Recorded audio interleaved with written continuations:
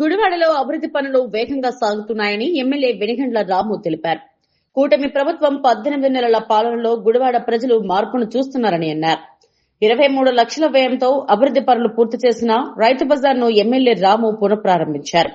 కూటమి నేతలతో కలిసి శిలాఫలకం ఆవిష్కరించిన అనంతరం రైతు బజార్లోని దుకాణాలను సందర్శించి రైతులతో నేరుగా మాట్లాడారు. సమస్యలు ఉంటే తన దృష్టికి తీసుకురావాలని సూచించారు. అలాగే మార్కెట్లో శుభ్రతకు ప్రాధాన్యతనివ్వాలని రైతులకు పిలుపునిచ్చారు. కార్యక్రమంలో మాట్లాడుతూ టీడీపీ ప్రభుత్వం ప్రతిష్టాత్మకంగా రైతు బజార్ వ్యవస్థను ప్రవేశపెట్టిందని తెలిపారు.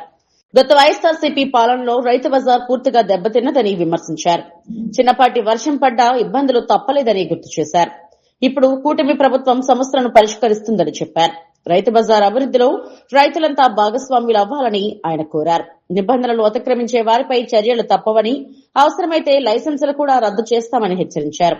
అలాగే ప్లాస్టిక్ వినియోగాన్ని పూర్తిగా నిషేధించాలన్నారు. కార్యక్రమంలో wear housing corporation chairman Ravi Venkateswara Rao, market yard chairman Chatragadda Ravi Kumar, రైతులు మరియు స్థానిక ప్రజలు పాల్గొన్నారు.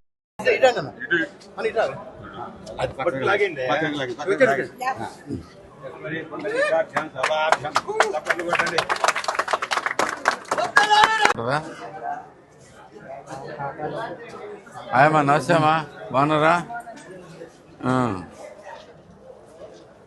దోసకాయలు గట్టిగా వస్తున్నాయి, మెత్తపడకుండా. నమస్తే అండి. వంకాయలు బాగున్నాయా? వంకాయలు ఎక్కడి నుంచి వస్తాయి? గుంటూరు నుంచా? నాకు వంకాయలు బాగా తెలుసు. మా తాత పెంచేవాడు, తోట ఉండేది. వెరీ గుడ్, మంచిగానే వస్తుంది. మారిపోయారా వాళ్ళ అటు నుంచి ఇటు?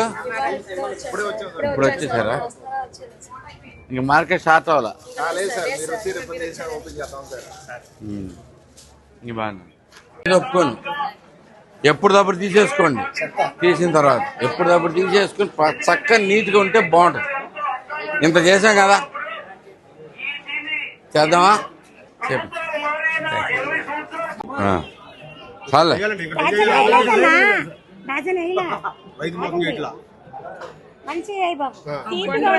పర్లేదు.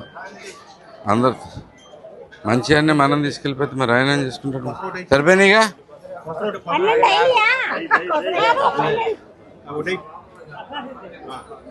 చాలే, పట్టవు ఇక్కడ, పట్టవులే అమ్మా. ముందు పట్టాలు కట్టుకుంటారు. ఓకే, క్లోజ్ వేయలేములే, వేయకూడదు అది. మీకు నచ్చిందా అంతా? కొత్తిమీర ఎక్కడి నుంచి వస్తుంది? ఇక్కడ లోకల్ ఎవరు చేయట్లేదు కొత్తిమీర. లోకల్ అంటేనే విజయవాడ.